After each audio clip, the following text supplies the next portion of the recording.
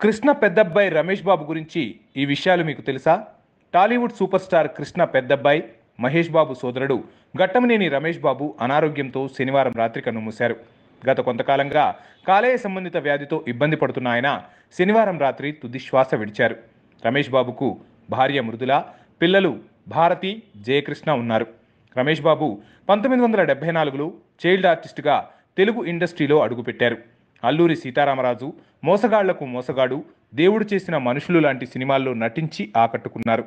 తండ్రి వారసత్వాన్ని నటనలో చూపించి బలా అనిపించుకున్నారు. ఆ తర్వాత కొన్ని రోజులు విరామం తీసుకుని నీడ సినిమాతో తెలుగు ప్రేక్షకులను అలరించారు. ఇక హీరోగా సామ్రాట్ సినిమాతో ఎంట్రీ ఇచ్చాడు.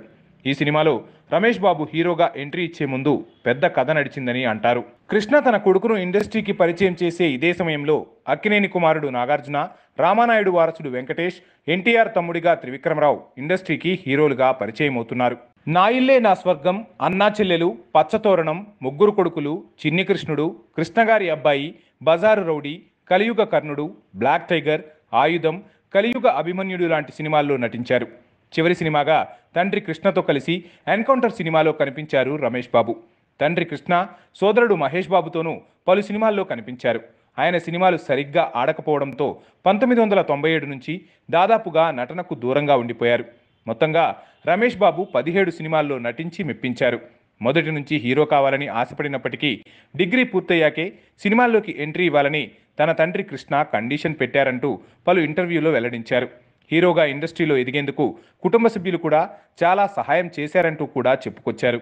అయితే హీరోగా టాలీవుడ్లో మాత్రం ఆకట్టుకోలేకపోయారు. దీంతో కొంత గ్యాప్ తర్వాత ఇక నిర్మాతగా తన రెండో ఇన్నింగ్స్ను 2004లో మొదలుపెట్టారు. తన సోదరుడు మహేష్ బాబు హీరోగా అర్జున్, అతిథి సినిమాలను నిర్మించారు రమేష్ బాబు. 1965 అక్టోబర్ 13వ తేదీన సూపర్ స్టార్ కృష్ణ, ఇందిరా దంపతులకు రమేష్ బాబు జన్మించారు. ఆయనకు భార్య మృదుల, చెల్లెలు మంజుల, పద్మావతి, ప్రియదర్శిని, సోదరుడు మహేష్ బాబు ఉన్నారు.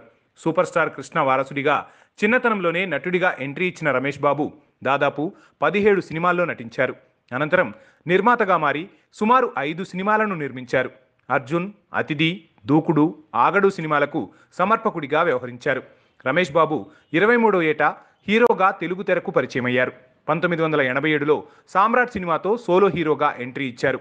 అప్పట్లో ఎన్టీఆర్, కృష్ణకు మధ్య అల్లూరి సీతారామరాజు సినిమా పలు సమస్యలు తెచ్చిపెట్టిందని అంటుంటారు. అయితే సామ్రాట్ షూటింగ్ సమయంలో బాలకృష్ణ హీరోగా ఇదే టైటిల్తో మరొక సినిమా రెడీ అవుతోంది.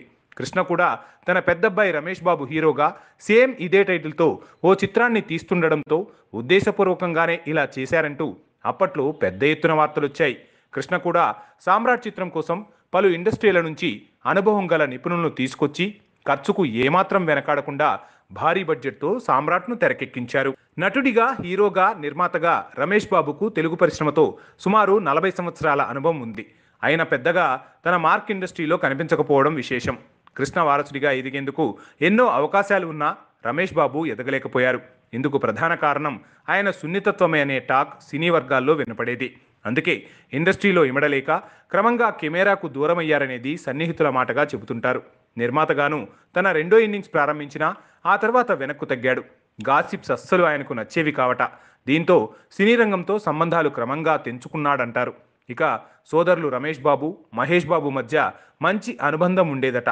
బాలనటులుగా వీరిద్దరూ కలిసి నీడ అనే సినిమాలో నటించారు.